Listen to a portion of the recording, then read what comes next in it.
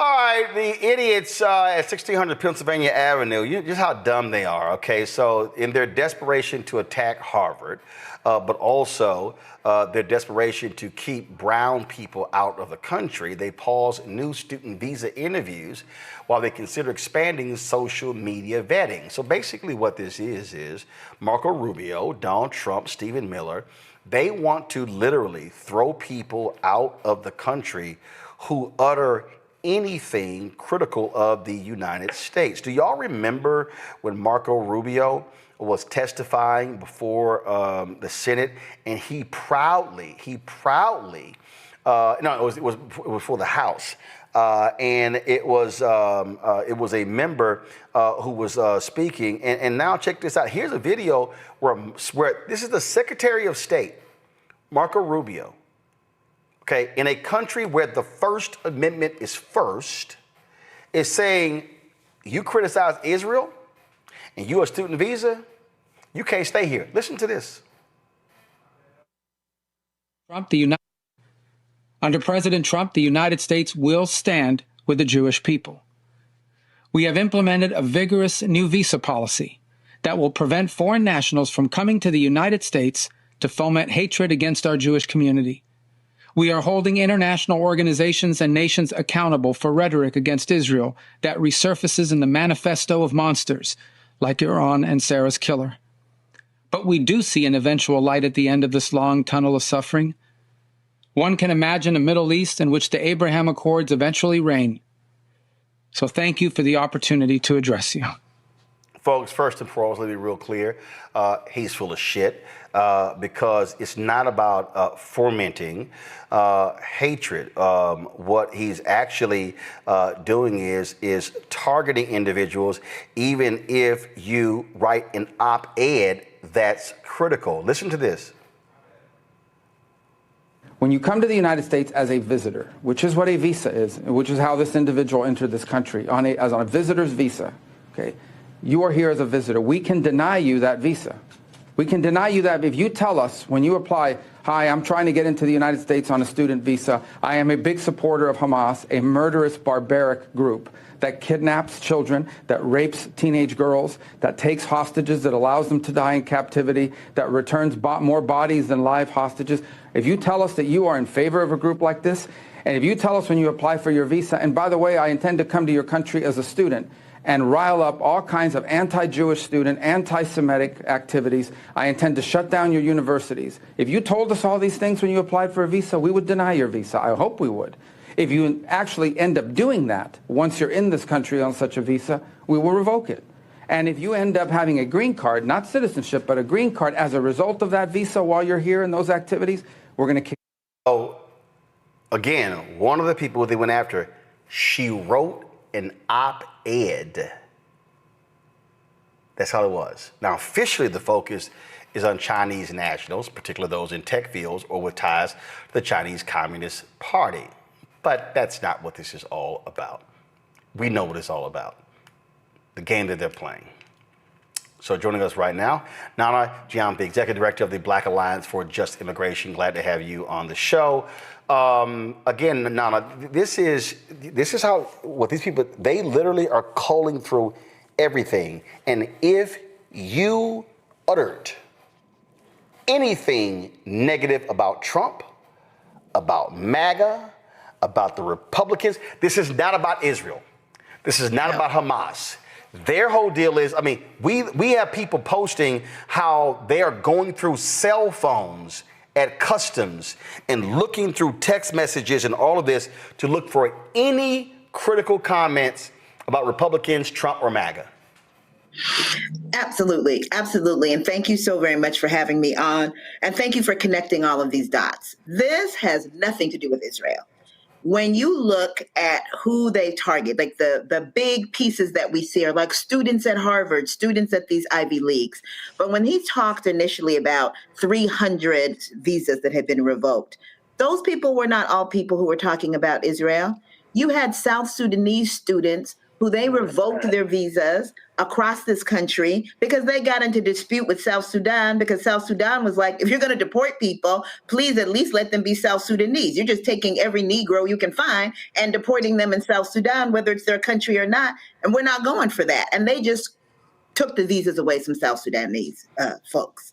We have students that are here in the San Diego area near where I am in Los Angeles. We got called by 2 students. It ended up being 112 students from Haiti. They had nothing to do with protests. They had nothing to do with Israel or Palestine. This is just targeting vulnerable people because they know that they have their visas in their hands, and expanding their surveillance, their spy machine, looking specifically at social media. And we know that there's policies and executive orders relating to that, to make sure that they can squash dissent. And that's all this is. And if this is allowed to stand, particularly as it pertains to students, it's going to make the surveillance that I know you remember of Black students on campus pushing back and fighting in support of Black lives look like a walk in the park, look like pleasantries, because they're going to be coming after everyone. They practice on one group, but it's meant for us all, and particularly Black students.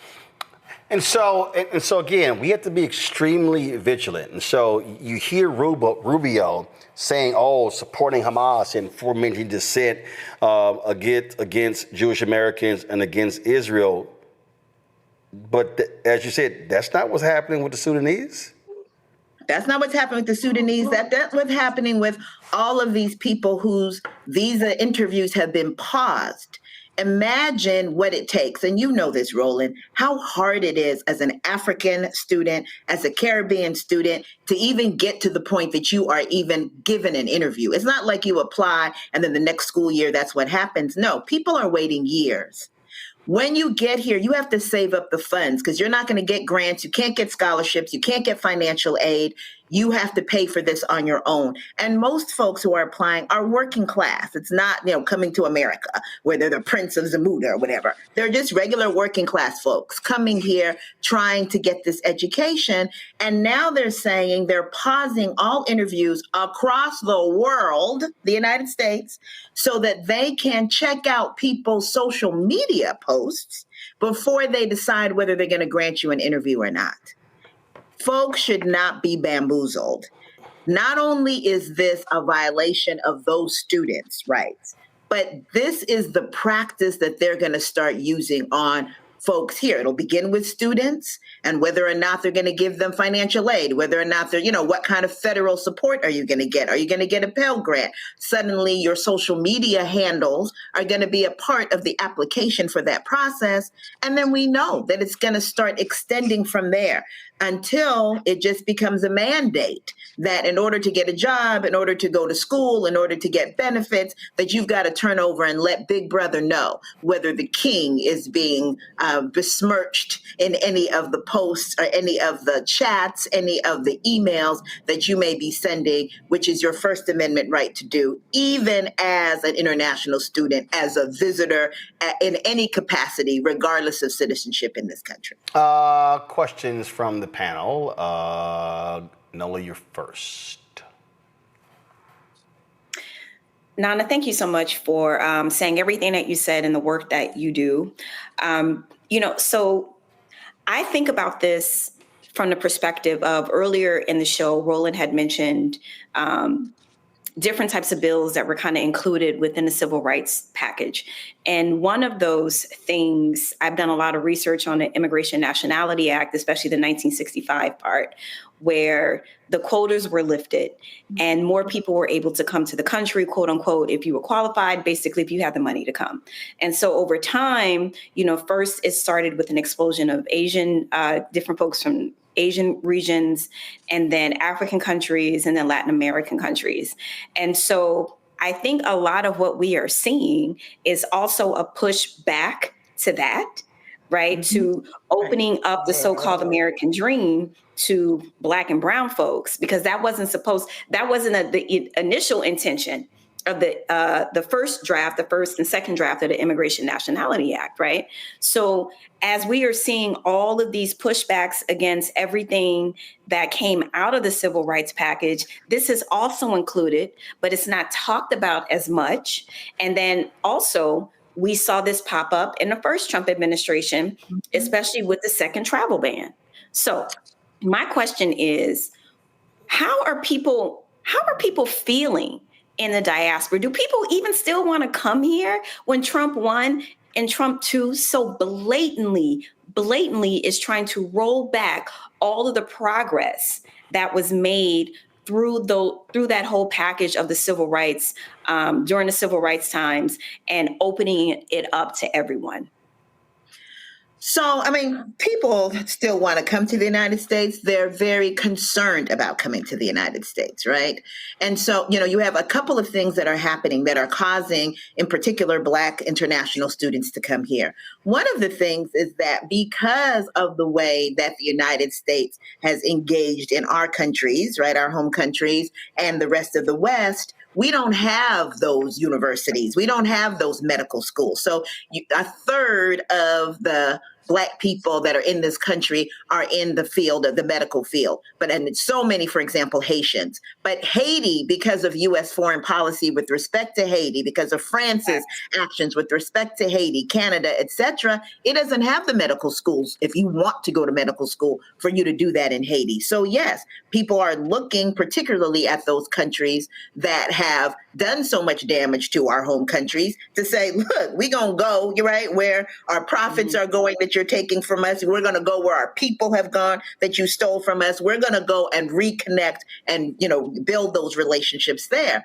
And so people want to do it, but they're very clear about the fact that you're Black people, right? We're Black. We're not some other kind of thing just because of our nationality. And it's always been different for us. It's never been the same to be even a Black Brit coming into this country as it is a white Brit coming into this country. It's always been different. So we have kind of that muscle already, but certainly I think it's important for folks to understand exactly what you said in terms of the connection with civil rights and immigrant rights, because immigrant rights is in fact a racial justice issue that squarely deals with Blackness and migration.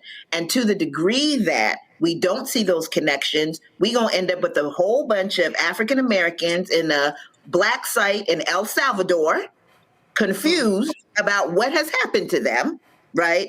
As well as having a whole bunch of Black immigrants in this country confused about what happened to the land of the free and the home of the brave. We've got to make those connections, connect those dots. So I'm so pleased to be able to be here today to really have that conversation. Reese. And your lipstick is fine. Your lipstick is gorgeous. Thank you. Stop trying to add stuff. Go on here, Reese. Ask your question. It's always good to be with you on this program because, to my point earlier, our conversations with you on this program have been warning about the connection, to your point, between racial justice issues and immigration justice issues. I want to cover a little bit more about the South Sudanese part because I still don't know if it's really clicking with people. And I think that this administration is very strategic and unfortunately smart in how they've tried to use immigrants as a pretext to be able to really attack freedom of speech and to increase surveillance on people. There's reporting today about how they've been basically farming all of this data from migrant children that they've been DNA that they've been collecting. To the last point you made about how sooner rather than later, we'll probably see Black people who are American-born U.S. citizen Black people in Black sites. Can you just talk a little bit more about what you've seen in terms of kind of the tea leaves you've seen and the policy that you've seen with this administration talking about wanting to deport homegrown people, about their sloppiness and who they've targeted in terms of people who don't have criminal records, but who've been in the crosshairs of different law enforcement actions that have landed them in trouble with immigration? Because I feel like people are a little bit complacent because they hear immigrant and they think, well, I'm a U.S. citizen. But we've seen a sloppiness with this administration where if you don't have due process, you can be rounded up as these ICE agents are walking around in military gear in Tallahassee now, and Martha's Vineyard, rounded up and find yourself in South Sudan. So if you can linger a little bit more on that point about how these things are a lot closer to happening, if they aren't already happening, than people might suspect. So, as you were saying that, I was thinking about how we just celebrated the 100 years of Malcolm X, Brother Malcolm. And one of the things that he teaches us, he said, you couldn't possibly be an American, speaking to African Americans, because if you were an American, they wouldn't have to keep passing this stuff. You would already have all these rights in the Constitution, right? And he wasn't saying you're not American in the sense that you haven't done what needs to be done to be American. He was saying this country will always see you as foreign. And it's a painful reality, but it is a reality, right? As, the original alien is the kidnapped African brought to this country in chains, right? And, all of the laws that start with immigration that are limiting immigration in this country all begin with Black people. We're told to begin with Southeast Asians. That is not correct. They begin with free Haitians trying to get into this country and being told at that time, no, you can't come in. And so this thing about Blackness and otherness is one that we live with every single day, again, regardless of our citizenship. And the fact that people are African American, when you have folks that are stopping people and are saying, we don't care about how you sound, right? Because Nsé Ufot, who we know, who was at one point the ED of New Georgia Project, came to this country when she was 12. And you can't tell that by hearing her talk. And there's so many other folks, right, that are in similar situations. And so they're saying they don't know from how you talk, so they're going to grab you and ask questions later. They are now saying that they mistakenly, and we know that's a lie, but let's put that to the side, mistakenly took Kilmar Abrego Garcia to El Salvador, that he should not be there. And yet he is still there. And so the fact that you should not be there is not enough for you to be brought back to this country once they decide that they're sending you away. And they are making plans. They're in talks with Djibouti. They were in talks with Libya. They were in talks with Rwanda.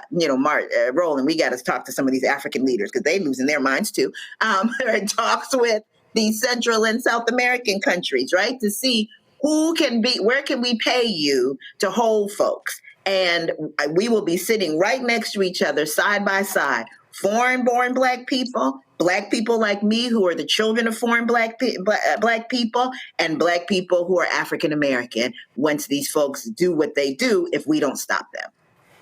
Greg. Thank you, Roland, and thank you, Sister Nana, for your work. And I'm glad you brought that last point up. We know that the Black Star scared the hell out of Eisenhower and Kennedy and Nixon, that Kwame Nkrumah coming here and raising at the United Nations the question of Pan-Africanism and African solidarity is one of the reasons that Africans in the United States were able to make the advances that we were able to make. And that really leads me to the question I have for you. Even as we see Donald Trump and his white racist friends in their death bleed, we know that white supremacy is dying, and we know that this is going to be a painful death. The painful death. What do you see on the horizon in terms of a post-American global order? What are some of the alternatives to coming to this criminal enterprise for students? We saw what happened today at Harvard, as I mentioned earlier, the ovation for the president of Harvard standing in solidarity. I think there are going to be some unintended consequences in terms of global solidarity movements. Hopefully that will reawaken Pan-Africanism among Africans here in the United States and internationally. We know Paul Kagame is on the take. He's been on the take for quite some time in Rwanda, so we would look to nothing for him, even as his rhetoric of Pan-Africanism should poison his mouth for him trying to even gesture in that direction, given what he's done and what he will do. What do you think of the possibilities of a post-American global order? And how should we be thinking about solidarity movements globally as African people to help us in this moment? So thank you for that. I mean, one of the things that we talk about is we know that the system as we know it is falling. And that certainly in that process, I'm not cheering it on. I'm never going to cheer on the building falling on people because there's people that are in it, right? Absolutely. But it's happening. Whether we're cheering, not cheering, obviously the system as we have it now is not one that I would set up. I think that there's a lot that needs to be done and there's a dismantling that needs to happen. I wish we could do it in a more orderly manner, but it's just the nature of what we're dealing with. It's going to happen in a manner that's not orderly. What are we building for the other side? Right. I mean, earlier you all were talking about Palestine, and you think about Palestine, the Congo, Cameroon, Sudan, all of these countries in which wars are happening, and people are building for the other side. People know that some people are going to survive and what's on the other side of this. And I think even as we talk about this international student issue, particularly as it pertains to Black students, that is part of the building for the other side. Kwame Nkrumah went to Lincoln University. That's right. And we know if we look at HBCUs, if we look at community colleges, we look at our fraternities and sororities, that it is not just African Americans in this space, right? That's right. That in fact, because international students, Black international students are paying fees in here, that's part of how we survive to the other side. If he snatches this money from community colleges as they snatch money from HBCUs, the capacity to have Black international students is what's going to keep these colleges moving and keep our people still able to hold on till we get to the other side, right? And so that's important. And when we have people coming from the United States, African Americans from various HBCUs that have programs, sending folks to Ghana, letting people learn in Cape Town and Johannesburg, having people go to Kenya, sending people to the University of West Indies. That's how we build that global solidarity, Black solidarity that we're going to need, because on the other side, it is absolutely not going to be about alphabet soup. And it's absolutely not going to be about, I'm from Ghana, I'm from Nigeria, I'm from here, I'm from there. We're not going to erase where we come from, obviously, in our cultures, but we're going to have an understanding that it is with us working together and building together the world that only we, as the progenitors of the entire world population, understand needs to be, right? And so this thing with the international students is not just a nothing. It's a lot, because it's a way in the formidable years of people's lives, of Black people's lives, for us to be connected to each other, for us to learn, for us to love on each other, for us to be with each other, that they're trying to destroy here, because they know that 20% of Black people in this country are either foreign-born or children of foreign-born people. And they know that a lot of those people, like my parents, my father came in 1965 to get his PhD in civil engineering at Berkeley. And they know that that's going to produce a Nana and all my siblings who are going to join this liberation fight for Black people. And they know that. And so we have to make this an important part of what we're talking about. Thank you. Thank you. Nana, we appreciate it. Thanks so much. Keep up the fight. Thank you. Appreciate you. All right. Hello, I'm Isaac Hayes III, founder and CEO of Fanbase. Listen to what I'm about to tell you. The window to invest in Fanbase is closing. We've raised over $10.6 million of our $17 million goal. That means there's room for less than 6,370 people to invest in Fanbase for the average amount. The minimum to invest in Fanbase right now is $399. That makes you an owner in Fanbase today. Go to startengine.com/fanbase to invest. Why? Because current social apps have taken advantage of users for far too long, with content suppression, shadow banning, harmful racist content, and no real tools for monetization and equity. Fanbase has over 1.4 million users and counting, allowing anyone to reach all their following and monetize their content from day one. Social media is the new TV, and whoever owns the apps that distribute that content have the opportunity to own potential billion-dollar companies. While big platforms with uncertain futures are failing to serve their users, Fanbase is stepping up to fill the gap. Don't wait until it's too late. Invest now, invest for yourself and your future. Go to startengine.com/fanbase and own the next generation of social media.